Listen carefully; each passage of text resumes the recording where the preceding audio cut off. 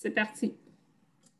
Alors, bonsoir tout le monde. Bienvenue à cette réunion du Conseil municipal de la municipalité de Saint-Frédéric du lundi 8 mars 2021. Toujours à distance et toujours en confinement qui s'éternise. Ça fait exactement un an aujourd'hui qu'on est dans ces mesures exceptionnelles. Ça fait exactement un an qu'on est tanné. Alors, on va essayer de toffer encore un petit peu. Et puis, là, il y a un mot qu'on n'a plus le droit de dire, c'est ça va bien aller. On ne sait pas comment ça va aller, mais en tout cas, ça va finir. Ça, c'est sûr. L'objectif de l'année 2021, c'est que ça finisse. Parce que là, après un an, je ne cacherai pas que ça commence à bien faire.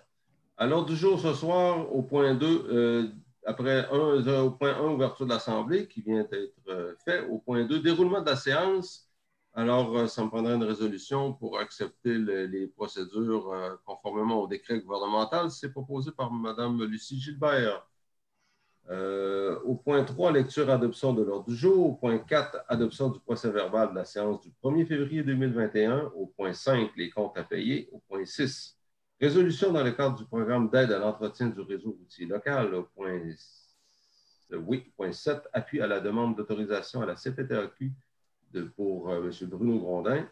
Au point 8, appel d'offres public pour les travaux de réfection de la rue Gagnon et de la rue Saint-Olivier.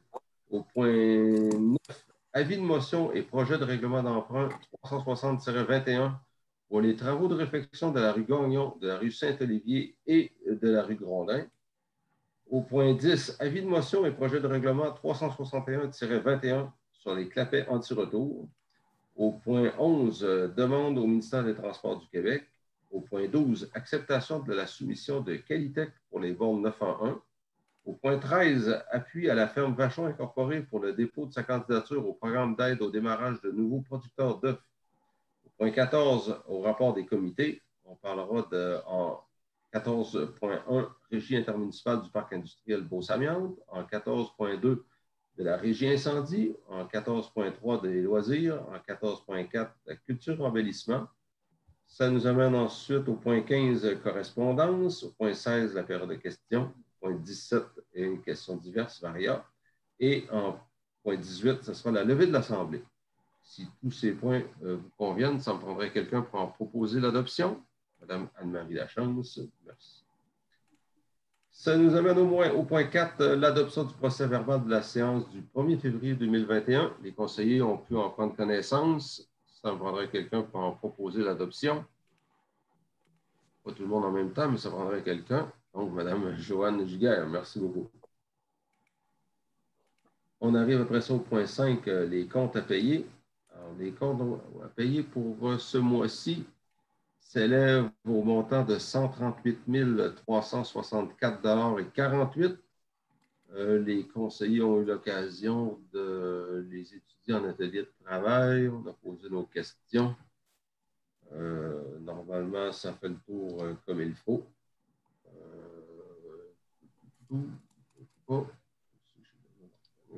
Ici.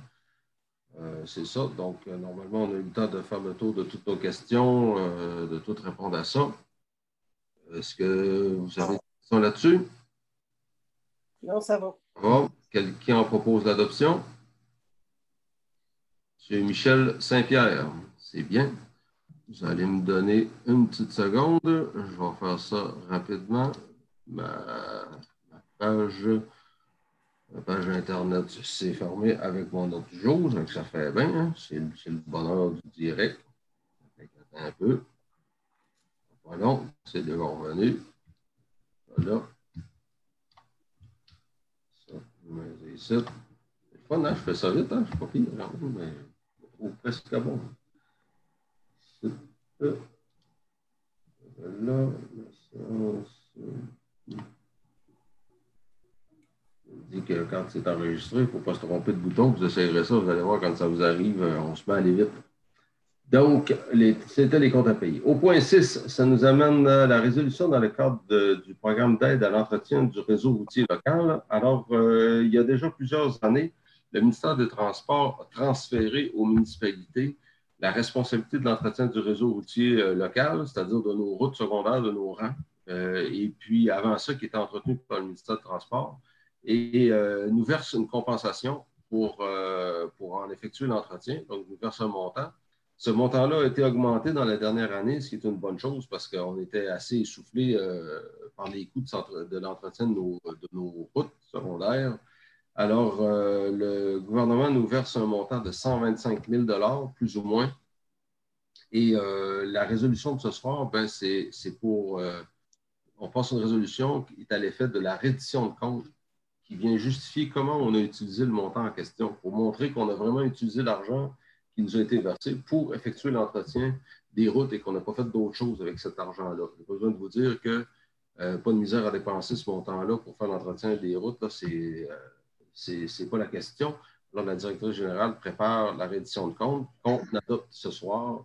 C'est exactement ça que ça veut dire. Alors, si ça vous convient, c'est ça, Cathy? Oui. Donc, puis le montant est bon, c'est plus ou moins 125 000, si je me rappelle bien. C'est ça, oui.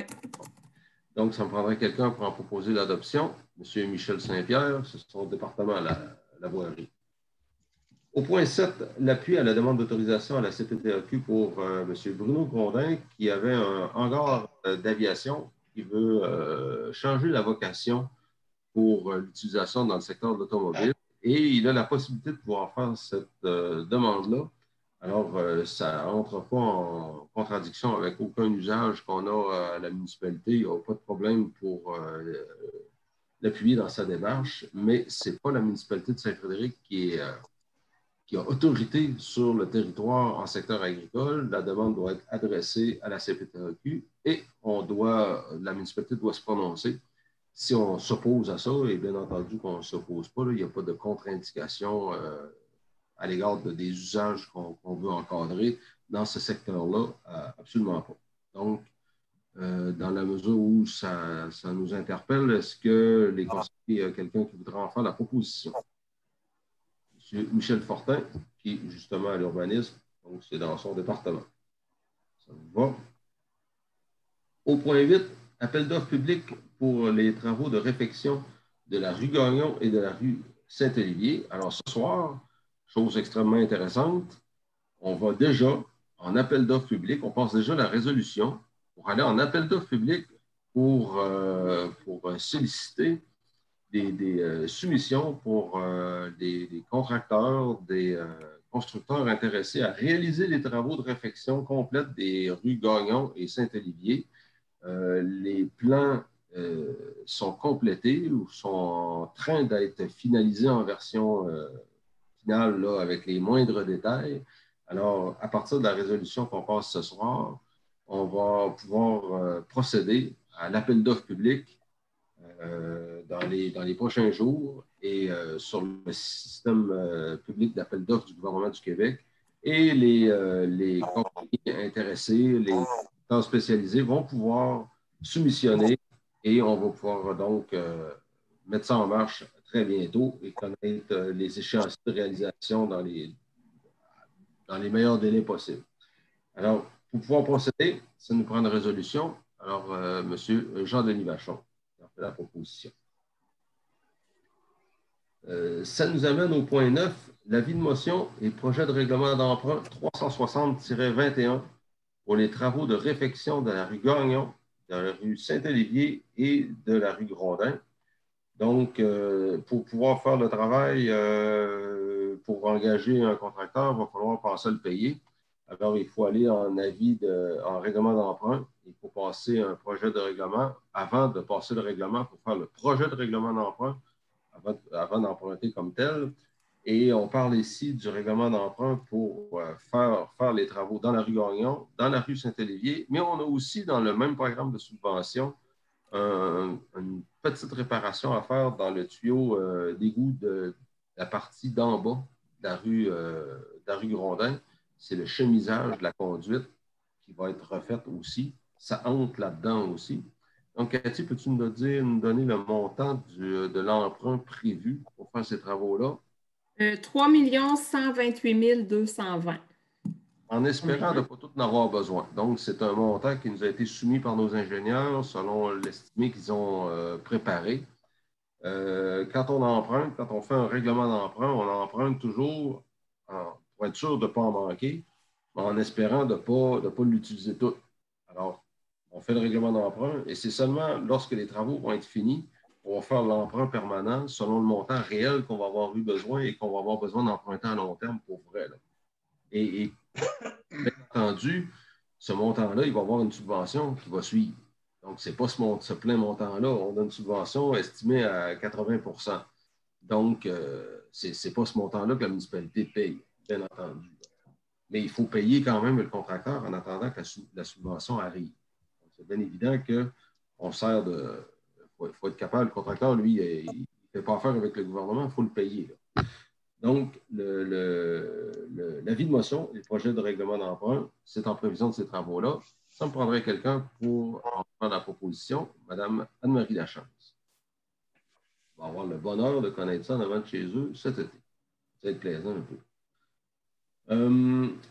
Ça nous amène au point 10, un avis de motion, un projet de règlement numéro 361-21 sur les clapets anti-retour. C'est une disposition que c'est un projet de règlement, ça, qui est recommandé par nos assurances, n'est-ce pas, Cathy?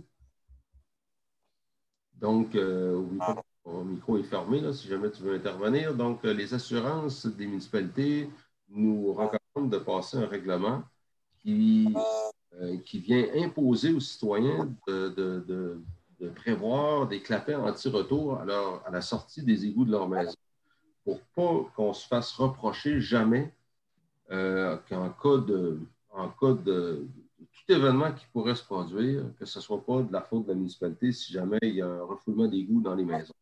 Donc, le règlement vient dire que toutes les maisons doivent être munies d'un clapet anti-retour. Le but n'est pas de commencer à faire de la police, d'aller inspecter. Si les gens ne le font pas, ben, ils ne peuvent pas le reprocher à la municipalité. Et bien entendu, dans le cas de toutes les maisons neuves, une nouvelle construction, ben, normalement, c'est quelque chose qui va se faire d'office. Et si jamais il y a des réparations qui se font dans les propriétés, ben, c'est une bonne idée de vérifier si vous en avez. Ça protège vos propriétés, bien entendu. Donc, ça me prendrait quelqu'un pour en faire la proposition. C'est proposé par Mme Lucie Gilbert. Ça nous amène au point 11, demande au ministère des Transports du Québec. Alors, ce soir, on passe par résolution deux demandes. Cathy, est-ce qu'on le fait en une résolution ou en deux résolutions distinctes? Une, c'est tout au ministère des Transports. OK, c'est tout adressé ensemble. On s'adresse au ministère des Transports suite à une discussion que j'ai eue avec nos contacts au ministère des Transports à Beauceville. Alors, on va leur demander, il y a des projets de resurfaçage de la route 112 dans le village, dans la portion du village à Saint-Frédéric. Suite aux travaux qui avaient été faits en 2005 et de pavage, bien évidemment, ça fait déjà 16 ans. Alors, c'est normal, l'asphalte commence à être endommagé. Alors, le ministère des Transports nous a informé qu'il prévoyait refaire le pavage. Donc, ils vont enlever l'asphalte qui est moins belle et puis la refaire une couche d'asphalte d'usure. Et puis, ils nous ont donné l'occasion, surtout du côté nord, c'est-à-dire pas le côté de l'église, l'autre côté, le trottoir a une surlargeur qui permettait autrefois, à l'époque où la caisse des jardins était en opération à Saint-Frédéric, de permettre à des voitures de se stationner. Donc, il y a toujours, tout le monde a remarqué qu'il y a toujours des cônes parce qu'il y a toujours des balises là, qui se font arracher par la charrue. Le piquet de fer avec la pancarte, ça se fait toujours briser. C'est mal commode, ça. Alors, dans notre résolution, on demande en toute collaboration au ministère des Transports de venir regarder ça, de voir s'il n'y aurait pas des correctifs à apporter. Comment on pourrait corriger ça pour qu'il n'y ait pas à l'année longue des cônes dans le milieu du village à Saint-Frédéric. C'est vraiment pas beau. C'est vraiment mal commode. Puis comment on pourrait réaligner tout ça? Puis s'il y a des corrections à faire, c'est les gens au ministère des Transports qui nous ont contactés, qui nous ont parlé, qui étaient ouverts en tout cas à regarder ça. Alors, on saute sur l'occasion, bien entendu.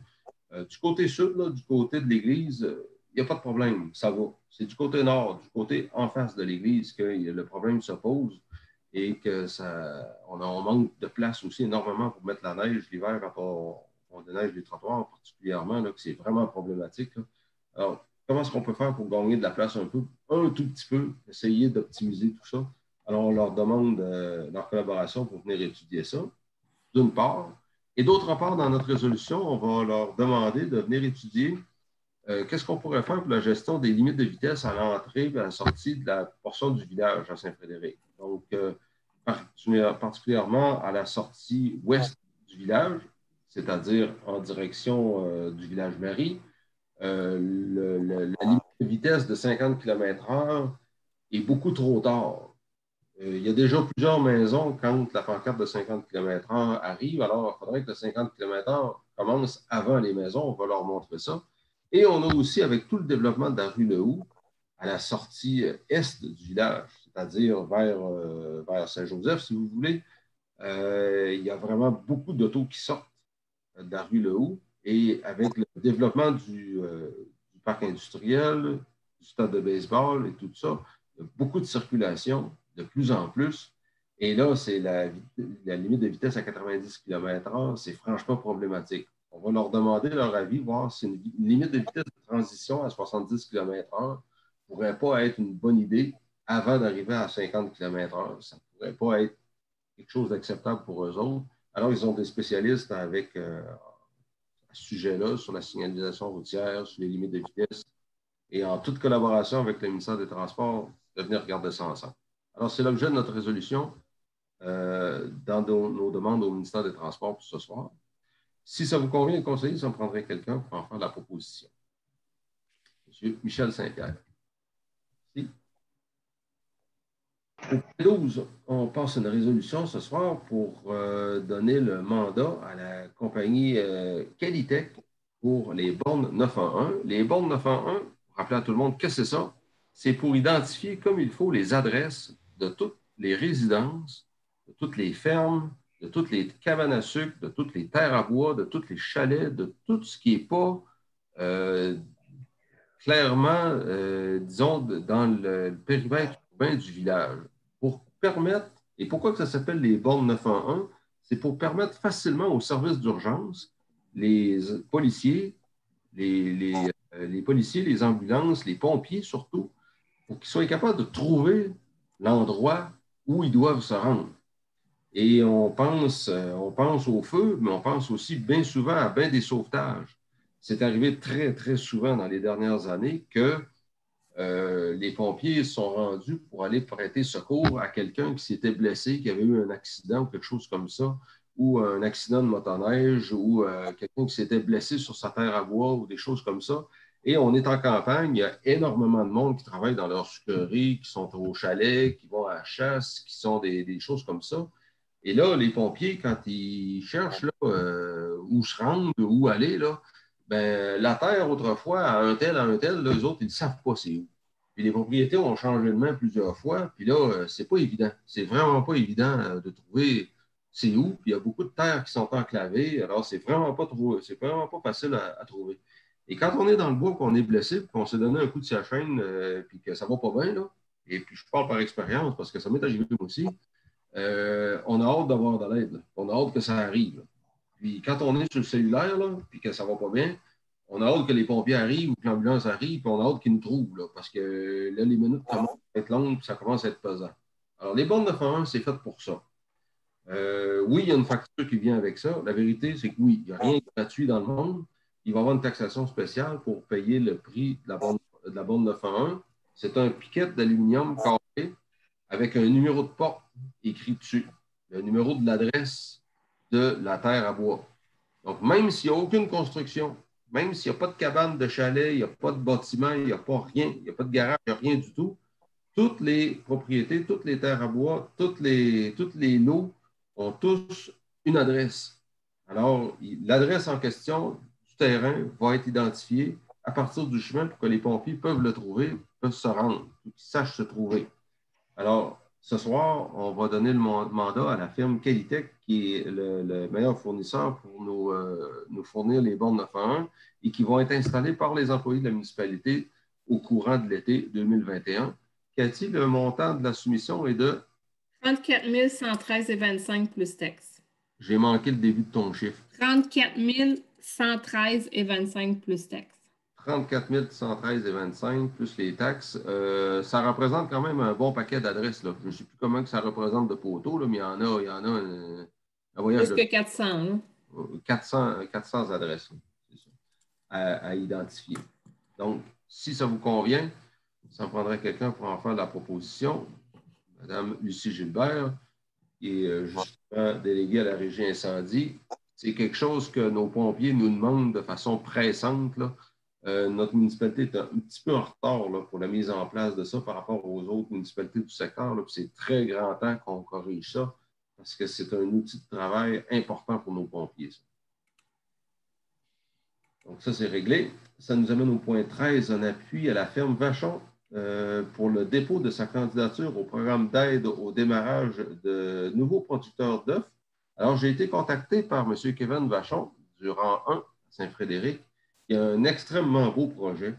Il veut se qualifier pour obtenir une autorisation de production pour démarrer un élevage de production à titre de producteur d'œufs. Alors, la Fédération accorde chaque année, sur la base d'un concours, un certain nombre de permis ou de quotas, si vous voulez, pour de couvoir, en fait, de permettre la production d'œufs. Alors, la ferme, lui, est propriétaire d'une terre qui est dans la route d'Essor. Et le bâtiment, s'il est autorisé, serait prévu pour être installé là, qui est l'endroit idéal pour faire ça. Comme je lui ai dit, s'il pouvait faire le bâtiment gros en masse, ça puisse couper le vent, ça serait encore mieux parce que c'est un secteur qui est drôlement dur à entretenir, ça. Mais c'est un très, très beau projet. La ferme Vachon, qui est une superbe entreprise agricole à Saint-Frédéric, qui est en développement. Et alors, Kevin et sa sœur qui ont repris, j'en profite là, pour souligner ça publiquement, pour de ça, qui ont repris la ferme familiale après la perte de leurs parents qui sont décédés prématurément. Ils ont repris ça de façon admirable. Une grosse entreprise agricole comme ça, c'est quelque chose de très impressionnant. Et puis, ils mènent ça d'une façon fantastique. Ils développent la ferme. Il faut être très, très fiers de ça. Donc, on les encourage et on espère qu'ils vont pouvoir se qualifier. Semble-t-il que ça peut prendre quelques années, mais je suis sûr qu'ils vont finir par y arriver. Si ce n'est pas au premier tour, ce sera un prochain tour, mais en tout cas, je les encourage à persévérer en espérant que ça puisse s'ajouter à la diversité de tout ce qui se fait en agriculture à Saint-Frédéric. Ça serait génial. Donc, ça me prendrait quelqu'un pour en faire la proposition. M. Denis Vachon qui en fait la proposition. Merci. Et on lui souhaite vraiment la meilleure des chances. Ça nous amène au rapport des comités au point 14. Au point 1, à la régie intermunicipale du parc industriel Beauce-Amiante. Alors, c'est pour donner des nouvelles un petit peu. Il y en a peut-être plusieurs qui entendent parler de ce qui se passe, de ce qui se bouge dans ce secteur-là. On sait que le site de l'ancienne mine Carré, ainsi que tous les terrains qui appartenaient à l'ancienne mine Carré des deux côtés de la route 112 à la sortie ouest de Tring Jonction, appartiennent aujourd'hui à la régie intermunicipale Beauce-Amiante, dont les 6 municipalités de la région sont propriétaires. C'est-à-dire, avec Saint-Frédéric, il y a bien entendu Tring Jonction, Saint-Jules, Saint-Séverin, Sacré-Cœur-de-Jésus et East Broughton. Et l'objectif de la régie, c'est de valoriser ces terrains-là, de les vendre et de trouver des projets qui vont pouvoir se réaliser. On sait qu'il y a un gros projet de parc de panneaux solaires du côté sud. Donc, quand on monte vers East Broughton, si vous voulez, vers la gauche, il y a un projet qui est en discussion avec Hydro-Québec, ainsi de suite. Ça chemine tranquillement, mais ça chemine. On ne peut pas dire que c'est mort, là. Ça chemine tranquillement. Et ça serait peut-être un des plus gros projets de parc de panneaux solaires au Québec qui serait assez d'avant-garde. Alors, ça pourrait être drôlement intéressant. Les ententes sont toutes là. Il reste juste à finir d'obtenir les autorisations d'Hydro-Québec pour que ça puisse se réaliser. La compagnie est prête à aller de l'avant. En tout cas, c'est très proche d'y aller. Et du côté droit de tout l'ancien site de la mine Carré, aussi un projet intéressant qui est sur la table. Et on a bon espoir que ça voit un aboutissement. J'ai une réunion demain avec le conseil d'administration qui a été convoqué pour étudier une proposition qui est sur la table actuellement, qui a le potentiel de créer plusieurs emplois avec un projet qui verrait la valorisation des résidus miniers pour les transformer avec nombreuses créations d'emplois. Donc, ça bouge de ce côté-là et on pourrait voir l'aboutissement de la mission de la Régie Beauce-Savion dans un horizon, disons, raisonnable, là, à relativement court terme, et ça serait une très bonne chose. La Régie Beauce-Savion avait été créée, Jean-Denis, tu me rappelleras, il me semble, c'est en 1996 ou 1998, quelque chose comme ça, mais ça fait un peu plus de 20 ans que ça se peut, que je ne me trompe pas, avec pour mission donc, de libérer les municipalités de ces propriétés-là. Alors, c'est le but. Ça nous amène au point 2, 14.2, à la régie incendie. Lucie, comme déléguée à la régie incendie, qu'est-ce que tu avais de bon à nous dire à ce sujet-là?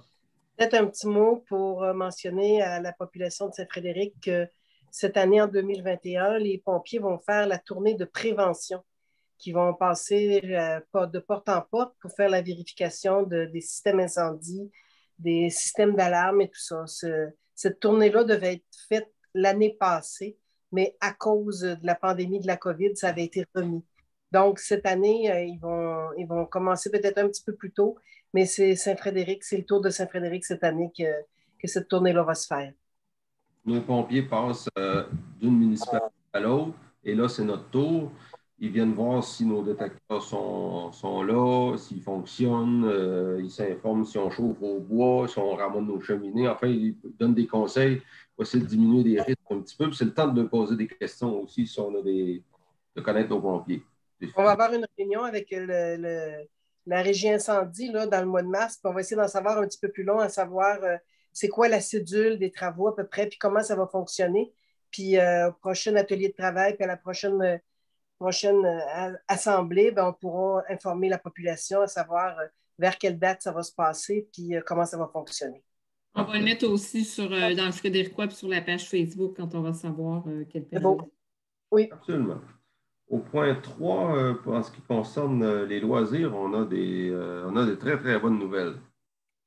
Qui peut nous en parler? Ben, disons, je vais me faire le porte-parole, si je peux dire ça comme ça. Alors, on a des très, très bonnes nouvelles avec les loisirs. Alors, en 2021, il y aura finalement au loisir, contrairement après l'année 2020 là, qui avait été difficile, où le camp de jour avait été annulé, puis on était dans les... Ça allait moyen, là. Ça allait moyen avec toutes les contraintes qui étaient arrivées à la dernière minute pour l'organisation de tout ça à l'OTJ. Alors, en 2021, il y aura bien un camp de jour au loisir à Saint-Frédéric pour l'été pour s'occuper de nos jeunes.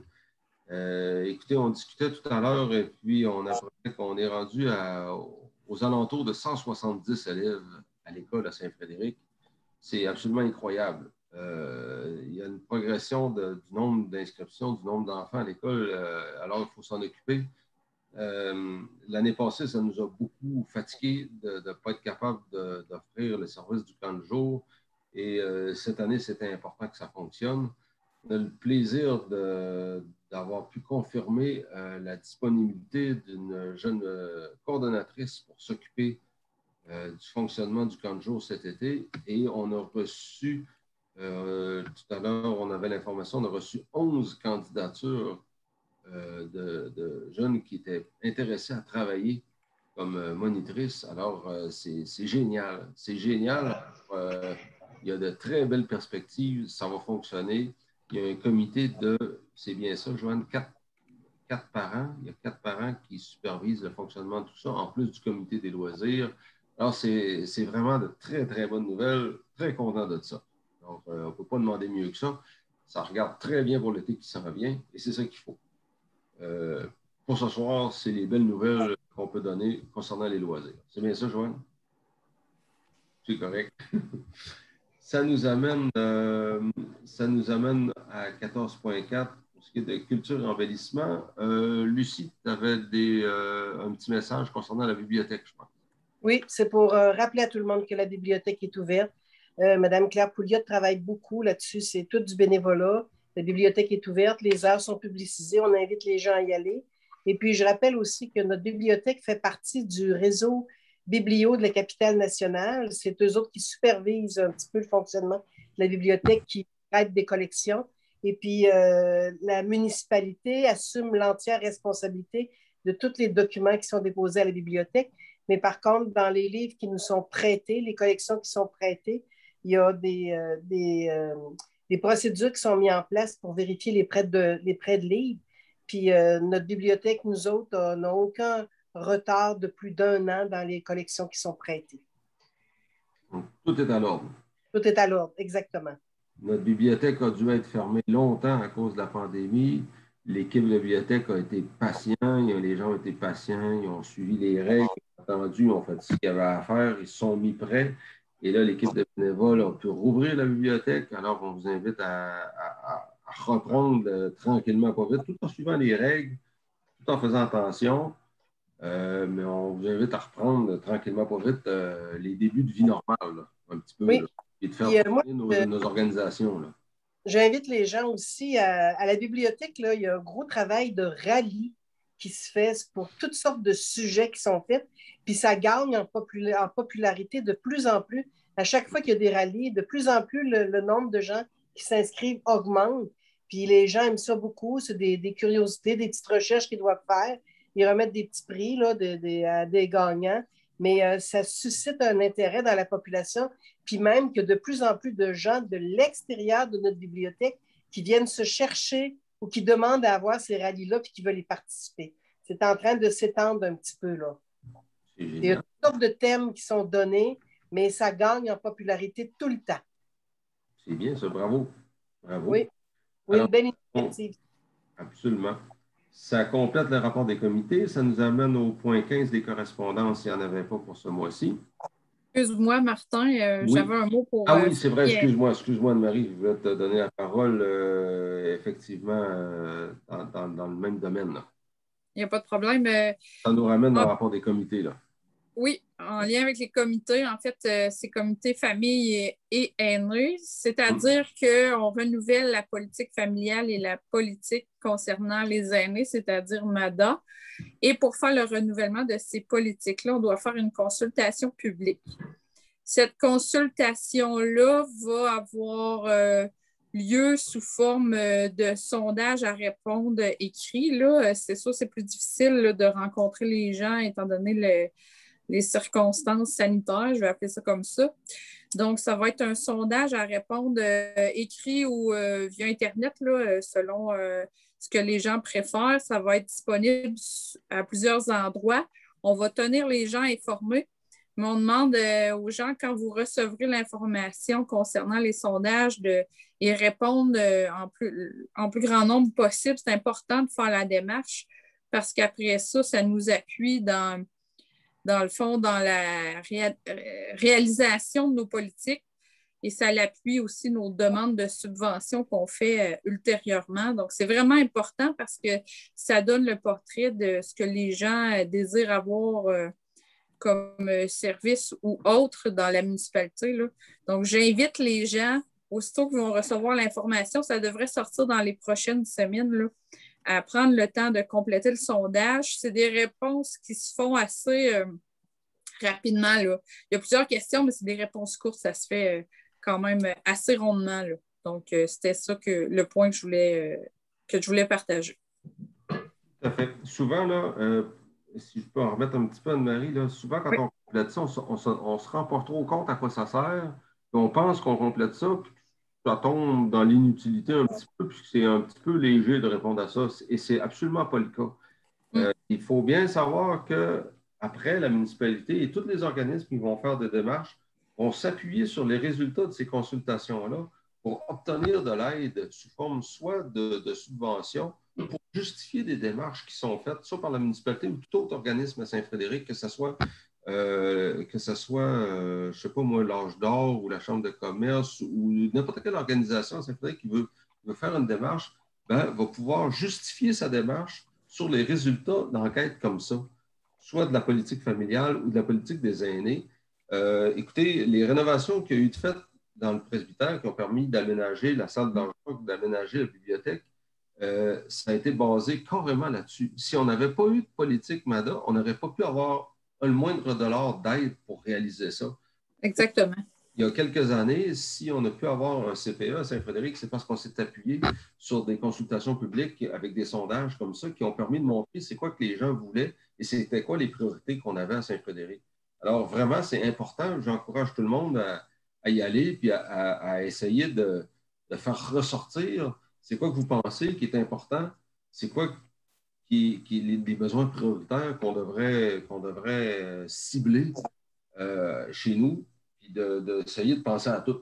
C'est le temps de le dire, parce qu'après, on va se servir de ça comme levier pour aller chercher, pour aller se débattre, pour essayer d'aller chercher des leviers d'aide dans toutes les occasions qu'on va pouvoir. C'est le temps. Je rajouterais juste un point. On a fait une consultation publique il n'y a pas longtemps. C'était avec le comité de développement. Là, dans ce cas-ci, la consultation publique, ça concerne les familles et les aînés. Donc, c'est pour ça, peut-être ça peut paraître, voyons, on le refait encore, mais c'est différent. Les questions sont différentes également, là. Donc, c'est juste ça que je voulais rajouter. Puis aussi, c'est vrai que parfois, entre le moment où on répond aux questions et le moment où on obtient des sous, ben, il peut se passer un long délai. On ne voit pas toujours à court terme le résultat, mais comme tu dis, c'est important de le faire parce que ça nous a rapporté dans les projets que tu as mentionnés, Martin. Ça peut être des choses, là. Je vais donner un exemple, mettons. La municipalité souhaiterait aménager, mettons, un corridor de marche ou un sentier pédestre ou une voie cyclable en marge d'une route, d'une rue ou un petit parc à quelque part dans un secteur de la municipalité. Puis comme par hasard, c'est quelque chose qui avait été identifié dans la politique familiale ou dans la politique des aînés. Bien, si ça a été identifié, on va peut-être pouvoir aller chercher des sous pour se faire aider qu'on n'aurait pas si ça n'a pas été identifié. C'est aussi simple que ça. C'est aussi simple que ça. C'est un exemple là, que je dis de même, ça peut être n'importe quoi, là. Ça peut être n'importe quoi, là. Dans le passé, là, il y a énormément de choses qu'on a pu obtenir parce que ça avait été identifié correctement. Ça, c'est important. Ça fait le tour, Anne-Marie? Oui. Merci beaucoup. Merci. Donc, je disais qu'au point 15, les correspondances, ça n'avait pas ce mois-ci. Au point 16, la période de questions, on n'a eu aucune question qui nous a été transmise, qui a été à ma connaissance, ni par écrit, ni téléphone ou autre. Et ça, je trouve ça dommage parce que lorsqu'on avait, j'oserais dire, autrefois, à l'époque où on était capable de voir du monde, il y avait toujours des gens dans la salle, il y avait toujours des interactions. Et ça, je commence à m'ennuyer de ça sérieusement. Moi, personnellement, j'ai besoin de voir du monde. J'aime bien tout le monde à la TV, là, mais en vrai, c'est pas mal mieux. Et ça me préoccupe un petit peu qu'il n'y ait pas beaucoup de questions. Remarquez bien qu'il y a beaucoup de monde qui me parle, il y a des gens qui m'appellent. Il ne faut pas vous gêner pour le dire. Il y a des questions, des choses qui ne sont pas claires. Il faut le dire. Sérieusement, là. Il faut appeler. Il faut les demander des choses. J'en profite pour souligner publiquement aussi que j'ai demandé à ce que je sois facilement rejoignable quand vous appelez à la municipalité au 426-3357. Si vous écoutez le message, le poste 109 me permet de me rejoindre directement. Alors, je vais être capable d'être rejoignable. À défaut d'avoir des séances publiques, il faut que vous soyez capable de rejoindre vos représentants. Et je tiens à me rendre disponible pour parler à n'importe qui a besoin de me rejoindre. En espérant que vous rejoignez de quoi que je suis capable de régler, bien entendu. Ça nous amène au point 17, les questions diverses. Il n'y en avait pas. Les conseillers, vous n'avez pas d'autres sujets à ajouter pour ce soir présentement? Là? Martin, on avait l'achat de l'analyseur de classe. Oui, exactement. En le disant, je suis en train de l'oublier aussi parce que ce n'est pas écrit là. Donc, en questions diverses, on a un point supplémentaire en 17.1. En 17.1, on a une demande pour les travaux publics pour l'acquisition d'un analyseur de chlore, qui est un appareil dans la station de traitement de l'eau potable qui permet en temps réel de vérifier le taux de chlore dans l'eau potable. Cet appareil-là est devenu complètement désuet. Donc, il fonctionne de façon imprécise. Alors, pour s'assurer d'être conforme avec la réglementation en vigueur, ce n'est même pas une question d'option. Puis la facture s'élève à un peu plus que 8 000 si je me rappelle bien. 8 892 avec les taxes. Ça fait que c'est tout. De SMO Expert. Le fournisseur, c'est SMO Expert. Donc, quand on dit que l'eau potable, ça coûte cher, c'est pas tant que c'est l'eau comme telle que tout ce qu'il faut pour l'obtenir, là. Puis la traiter, la contrôler, puis tout ça. Alors, ce 8 000 pièces-là s'ajoute à la facture. Et puis, quand on va refaire le réservoir, quand on va refaire le projet, ça va recommencer, ainsi de suite. Et c'est beaucoup d'équipements. Les équipements, eux, c'est des équipements qui fonctionnent 24 heures, 7 jours à l'année. C'est ça, c'est tout, c'est normal.